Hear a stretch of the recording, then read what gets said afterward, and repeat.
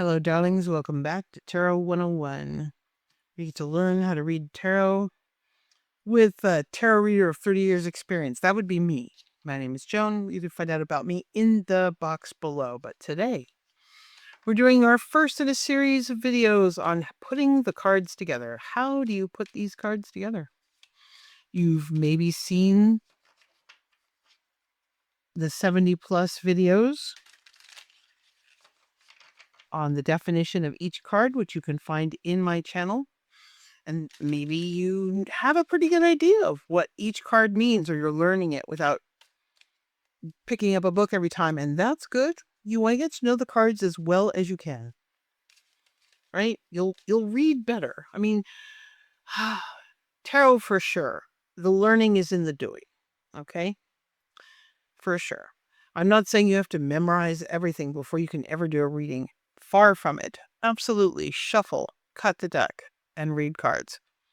With your book by your side, your favorite book by your side. Oh, speaking of, I wrote a book on romantic interpretations of tarot, and you can find a link to that below if you're curious about that. Okay? So, what I'm going to do here is I'm going to pull pairs of cards. I'm going to shuffle this deck and pull pairs of cards, define them, and put them together, and give you a context for different kinds of spreads to help you see. Because there's both the definition of the card, and then there's your intuitive feeling that you get while reading them. Both of these things are valid. In fact, if you use a deck that has non-traditional symbology on the cards, include that in your interpretation. That is also valid. Okay? So, there's a lot of talk about how to shuffle. So let's start with that. You can shuffle like a traditional deck of cards, cutting and carding and fanning and all that. You can do it like this, what you're seeing here, letting it slide. And this is a technique that readers use when they want cards to just pop out, when they don't want to cut and pull, right, from the top of the deck. This is a kind of an aggressive way to shuffle in order to intuitively feel cards pull out, right? But in this case, I'm just shuffling. We're going to go real old school tradition here, okay? So, if the deck is too big and you can't do this, you can always, of course, try shuffling sideways. Here's a deck. I'm cutting it.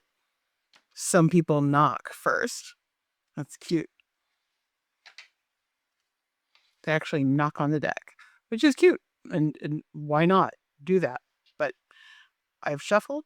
I've cut. Now I'm just going to pull 2 cards and interpret, just so you can get an idea of how this works. A gentle and easy card out the bag, Death. If you remember from the videos, Death, the Death card, is about endings and new beginnings. The new beginning is already built into the ending. In fact, the ending doesn't come until the new beginning is ready to go. The Death card shows up when you've stayed too long at the party and the universe is now ready for you to go on to the next thing. Please. The 5 of Swords. Ha!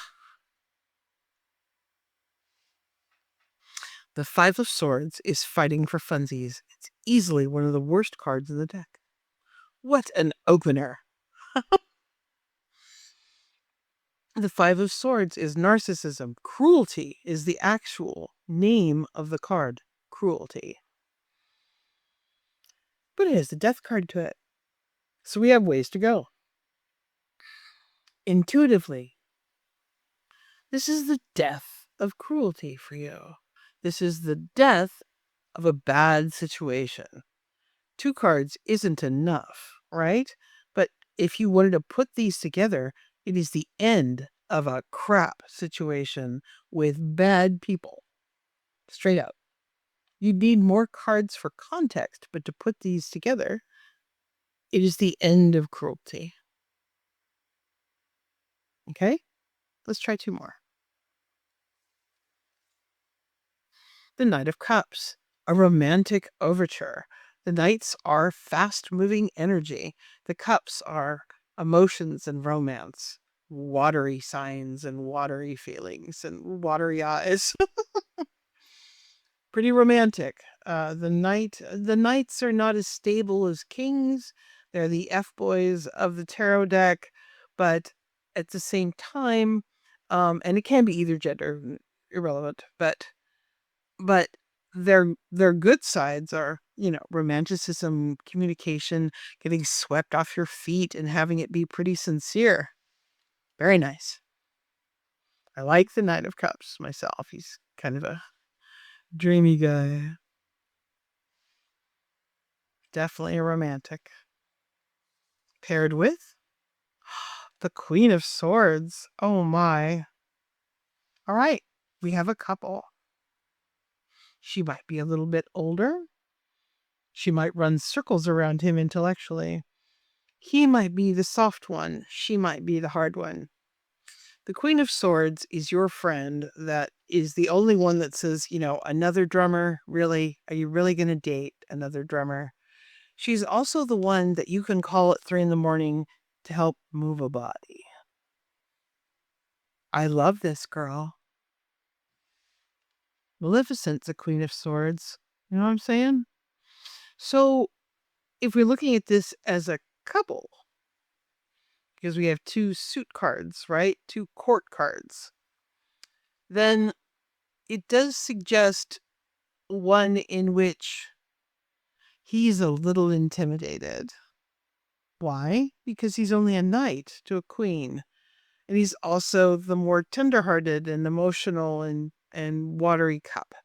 Whereas the swords are pure air, thought, and wit, and sometimes emotional unavailability, straight up. We'd need more cards, but you see where the pairing is, right? You can see where I'm going with this. Let's take some more. The Five of Pentacles. Struggle. My, we're getting all the cheery cards, aren't we? Ah, cutting through. Isn't that the cutest Ace of Swords you've ever seen? My goodness. The end of struggle. Cutting through the problem, cutting through the knot. Traditional Five of Pentacles is 2 people sitting outside in the snow, shivering, looking inside at a warm Christmas scene inside a window. It's all the subtlety of the little match girl.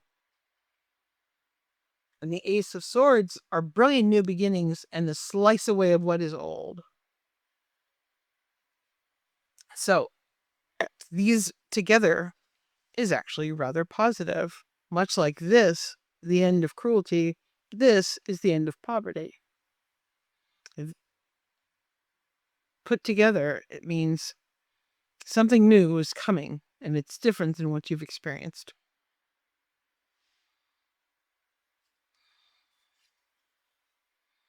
All the fun cards today. 4 of Cups, dissatisfaction. You have everything you need, right?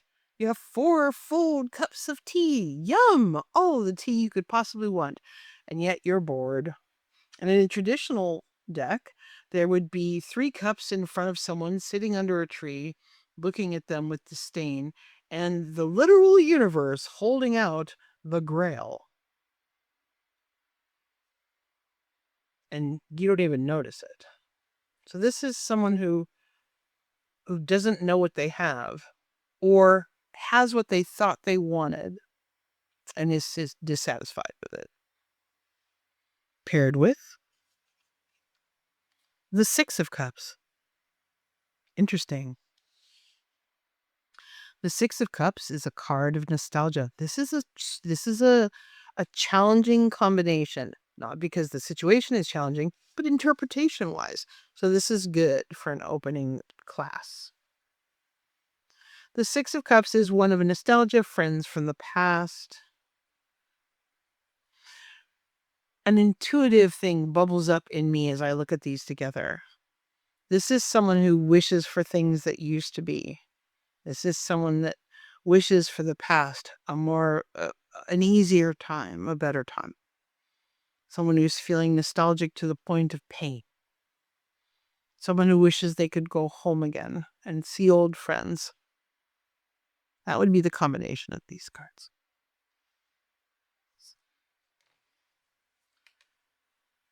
The Eight of Pentacles, productivity, workflow. Someone who is diligently doing the thing and making the stuff. If you're in the flow and you're working, I mean, traditionally it shows a craftsperson as it does, hammering out pentacle after pentacle. And it seems like a card of monotony, but it's not. It's a card of productivity, flow, in zone, mastering your craft, getting things done. It's great. And it's being paired with the Page of Pentacles. Orders go up. Pages are all communication, right? And the pentacles are about earthly things, money, work.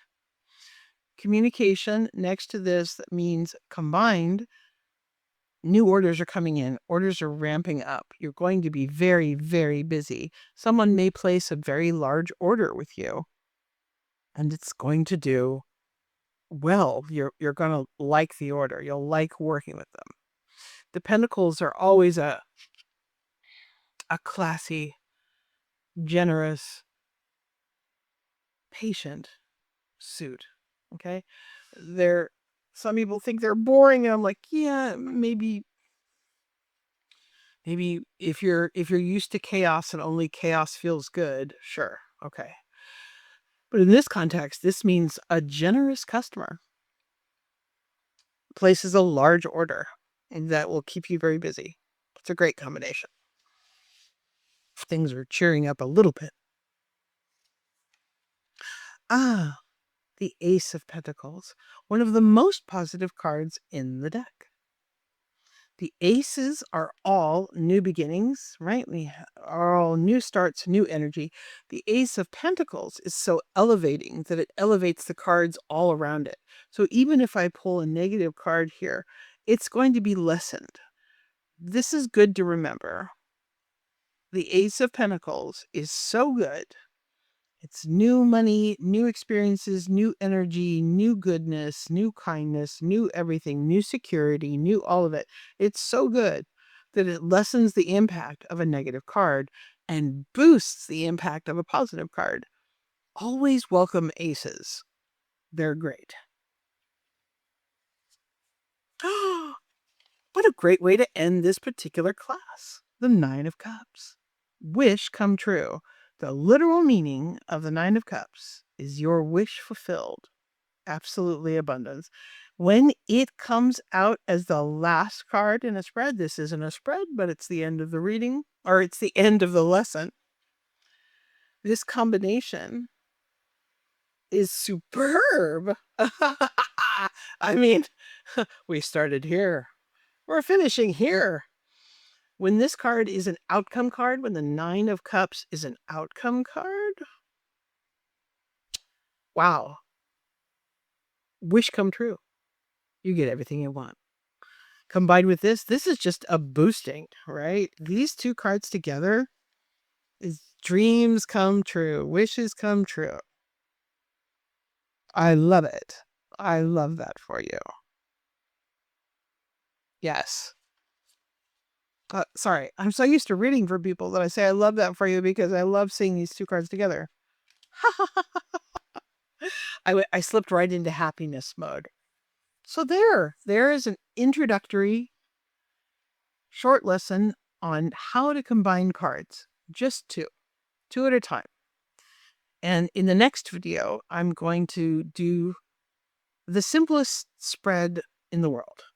3 cards. Well, no, the simplest spread in the world is pulling 1 card, but this is an actual spread. 3 cards. Now, most people traditionally do past, present, and future, but I don't find that useful. I like to do now, new influence, new energy. So we'll look at that next. Thanks for checking it out. Bye for now.